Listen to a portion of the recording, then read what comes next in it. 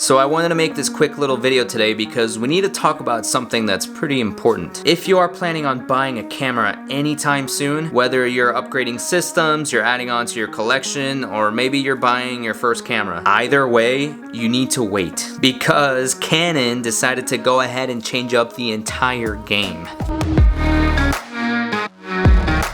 Before I start, I want to say thank you to all of the people that have been subscribing and just supporting my content ever since I started about 2 weeks ago. I'm doing all of this because it's really fun for me to talk about all of the camera and technology things that I like. So for you guys to be watching and liking all of my content, leaving cool comments and stuff like that, that honestly means the world to me. So thank you. And if it's your first time jumping into one of my videos, then welcome. I hope you end up liking this video and subscribe and stick around to get more content just like this. But anyways, let's get back to the subject at hand. If you are planning on buying a camera, don't, because Canon just released the official video specs of the Canon R5. If you have been living under a rock for the past few weeks, then all you have to know is that the Canon R5 was rumored to be this incredible camera with ridiculous specs. Well, just a few days ago, those ridiculous specs were actually confirmed. All you gotta know is that this Canon R5 is probably gonna be one of the best consumer level cameras ever. And I'm not joking, like look at these specs. So it has dual card slots, 5-axis in-body stabilization. It is able to shoot in both 4K and 8K. And get this, it shoots both 4K and 8K with the full frame sensor. So unlike the Canon EOS R, there is no crop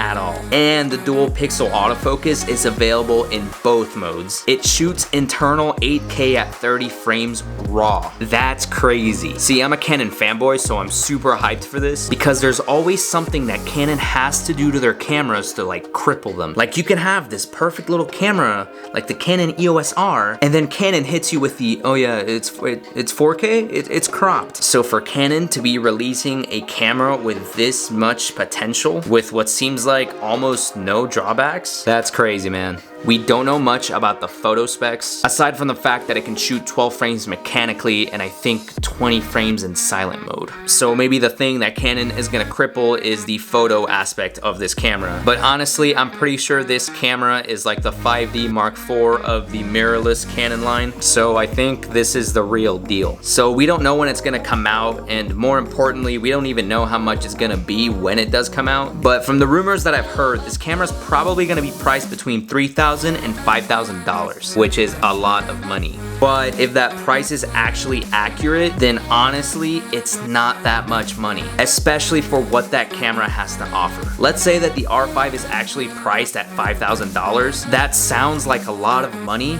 but actually, that kind of camera should be priced somewhere around $10,000. The first official video that I did on this channel was basically just a bunch of suggestions as to what camera you should buy for your first camera. Honestly, if you have the money, like let's say you're living really comfortably, or you're willing to make that kind of investment, then I would say screw that video and just buy yourself the Canon R5 right away. And normally I wouldn't say stuff like that because like I always say, it's not about your gear. Like you can literally do all of these things with cheap gear, but this camera is so future-proof that it might just be worth it. I mean, think about it. We're starting to finally get to the point where 4K is somewhat the norm. And not only can this camera shoot full sensor, full width in 4K, but it can also shoot 8K, no crop at all. What? So eventually, once 4K is ruled out as the old and crappy resolution, if you were to have that camera, you'd already be set for the future. But again, that's still pretty expensive, and it's pretty unrealistic to think that that would be your first camera.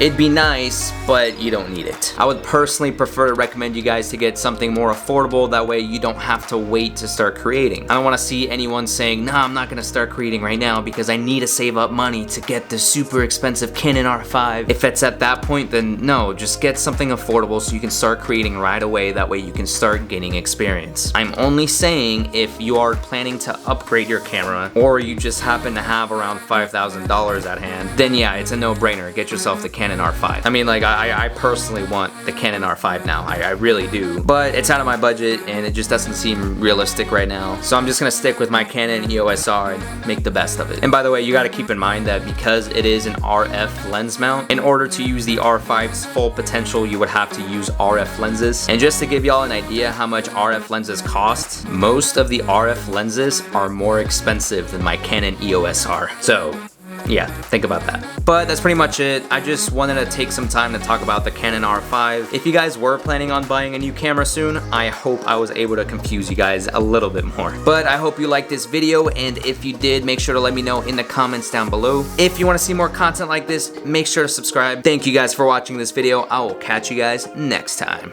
Bye.